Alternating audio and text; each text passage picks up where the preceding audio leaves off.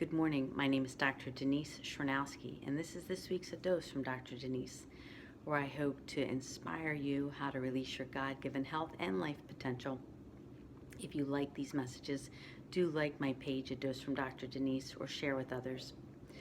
So this week we're all coming off of the news of another school shooting. I believe it's the 17th or 18th just this year, and it is quite tragic, and we all hold our hands up to the sky and say, why, God, why? And that's really what I want to talk about is why is this happening? You know, if you go to social media this week, you will see lots and lots of reasons of why we each individually think this is happening. And then unfortunately the comments come of disagreeing with those whys, and then we get sucked into the vortex of complaining and finger pointing, which really is not going to solve anything. So I took the liberty of writing down probably 10 to 12 whys as to why I think this is happening, and certainly why you think it's happening. And no doubt it is a collection of all these things, all these reasons. So as I read through them, what I want to ask you to do is to think of the ones that you most identify with. And then I'm going to share why I want you to do that at the end. The purpose of today's message is, as opposed to just debating and complaining about a topic, we really need to go out there and do something about this. James says in the Bible that faith without works is dead. And I totally believe that we have enough intelligence and human capacity to solve this problem. And certainly as a mother of two young adult sons, I want it solved, just like each and every one of you do. So I'm going to read to my notes, but this is a list in no particular order, and I'm sure I'm missing some things, but I think I've covered 90-95% of what we would all say is the reason for these violent attacks. And my list is gun control, untreated or undiagnosed mental illness, addiction, drug and alcohol addiction, sensationalizing violence and the wrong people in our culture, poor or no parenting, loss of morality or family values, removing God and prayer from everything, our culture, our schools, our corporations, a severely broken educational system, bullying, racism, prescription medicine and its side effects, which include suicidal and tendencies and aggression, technology and social media addiction, where we're spending 5 to 6 hours a day in front of screen time.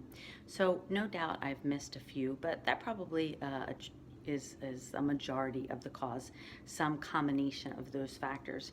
And what I would like you to think of as I share the next 3 examples with you is, which of those do you most align with, or which 1 or 2 of those do you think that's the cause? You know, maybe you're like, it's all about gun control, or it's all about the fact that, you know, our kids are watching 5 to 6 hours of crap in front of them each day, whether it's violent video games or ridiculous social media.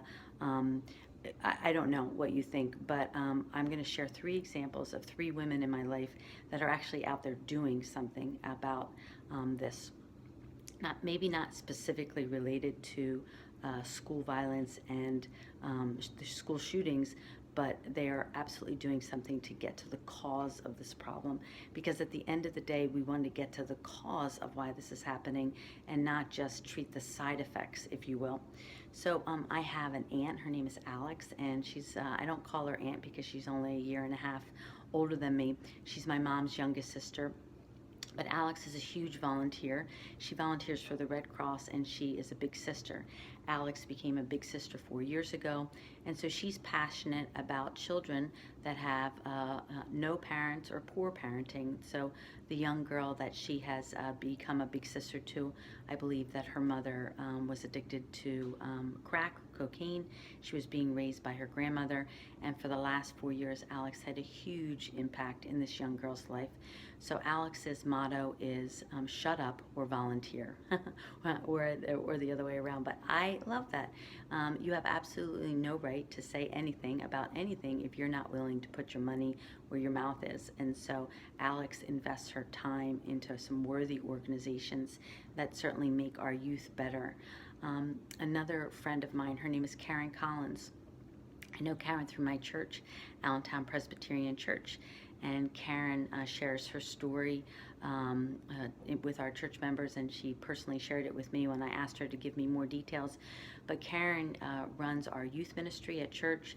Karen worked in corporate America, raised two young girls, and 10, 12, 15 years ago, she realized, hey, this isn't what I want to be doing with my life. I'm raising my girls in this very secular, unmoral society, and it's just not what I want. So she pulled back. She got very involved in our church and in our youth ministries.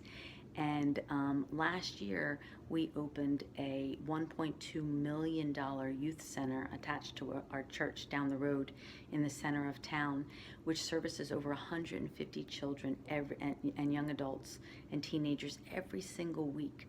So children that normally would have nowhere to go with their problems are able to be surrounded by love and wonderful, wonderful other young adults and adults that will nurture them. And these children would perhaps have nowhere else to go. And so they're being raised in an incredible environment. And our church raised the money for that, and Karen was the spearhead of that and has dedicated her life to it, I must say. So Karen is out there doing something about it. And then I have another friend and a former patient of mine. Her name is Karen Marcus. And Karen is involved in the National Alliance of Mental Illness, or NAMI. Karen spent her professional career in pharmacology and has a background in psychology.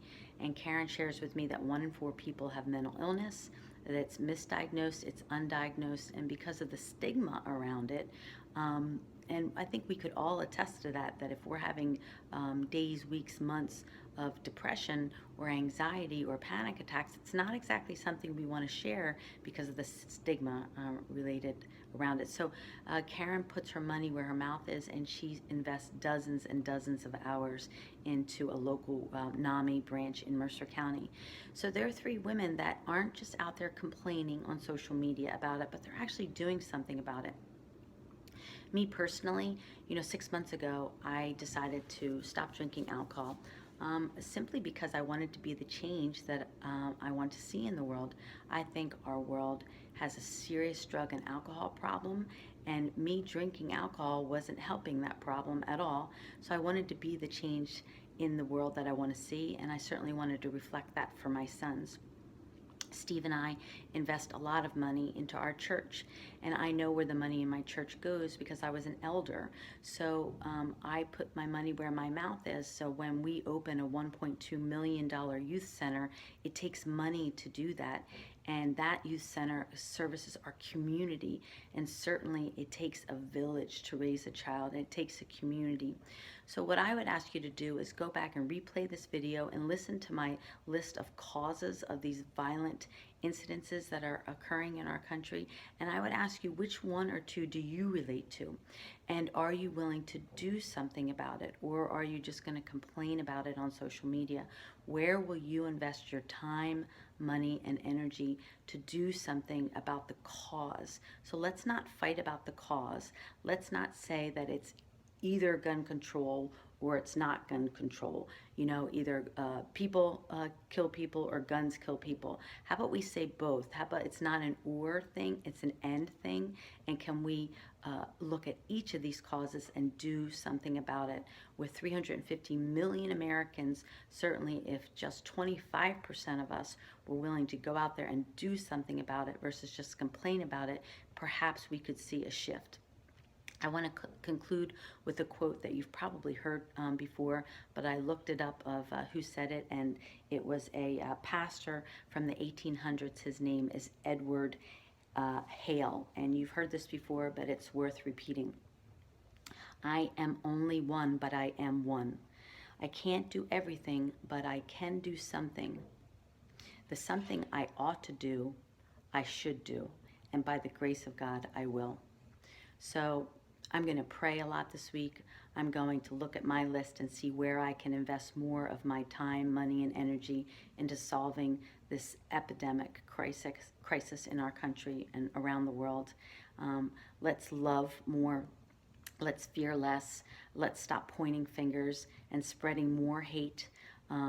Ultimately, hate and anger is just fear expressed. And the more that we can become a loving society, a less fearful society, the better. So peace out, and I'll see you next Sunday.